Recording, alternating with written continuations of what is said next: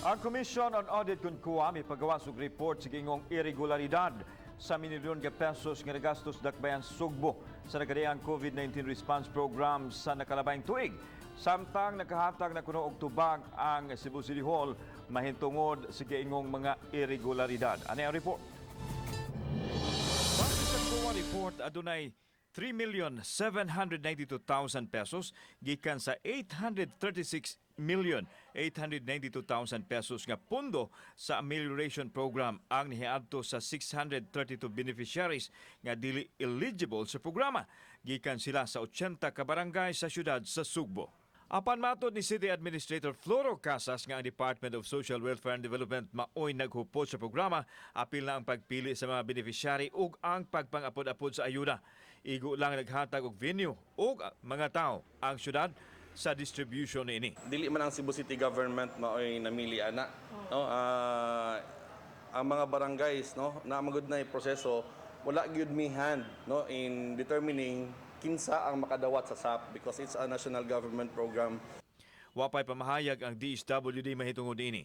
Laing gibadlong sa COA mao ang pagpamalit og bugas sa dakbayan Sugbo alang sa relief operation nga nagkatidad og 67,376,600 pesos gikan sa mga suppliers nga dili kalipikado o nga nakadihado sa kagamhanan ilabi na sa isyu sa presyo. Pasabot sa City Hall nga wa na sila misubay sa naandan nga bidding process. Emergency purchase so canvas ra among gihimo. And we also make sure nga kadto silang mga amo ang gi-canvas, nasa to sila yung mga proper documentation.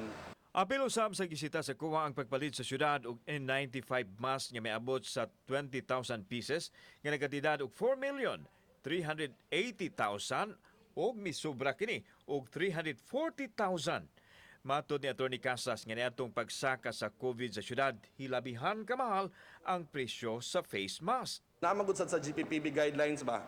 No, GPPB guidelines at that time, no, for emergency procurement nga daghan man ang basis in determining the price, no? Usa ang recommendation sa DOH, ang ikaduha kanang historical price, no? Anya man og ang availability pod sa market. Samtang gisita usab sa COA ang katukuran sa quarantine building diha sa may North Reclamation Area nga walay notice to proceed sa wa pa magsugod ang pagtukod nini.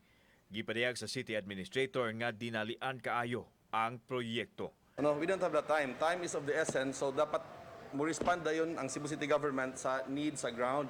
Laing gisita sa COA ang special risk allowance nga gihatag ngadto sa mga non-public health workers nga gihulagway nga usa ka illegal disbursement sa pundos gobyerno. Giangko ni Casas nga adunay mga staff nga dili public health workers nga gidestino sa mga quarantine facilities kay gikinahanglan kaayo ang ilang serbisyo. Midugang si Atty. Casas nga nahatag na sa dakbayan ang tubag uban ang mga supporting documents ngadto sa Commission on Audit. Tungod kay acceptable siguro sa COA ang amo ang explanation, that's why we were given still the unmodified opinion because despite of the findings. Sa pikas bahin, gihulagway ni Opposition Councilor Nestor Archival nga dakong sagpa ang report sa COA. That the city government is not doing what it's supposed to do. These are all, most of the items that is stated in COA are very irregular. Kung in very strict sense, that's illegal. Kauban, si Cleofer Lumayag, ako si Alan Domingo. Balitang Bisdak.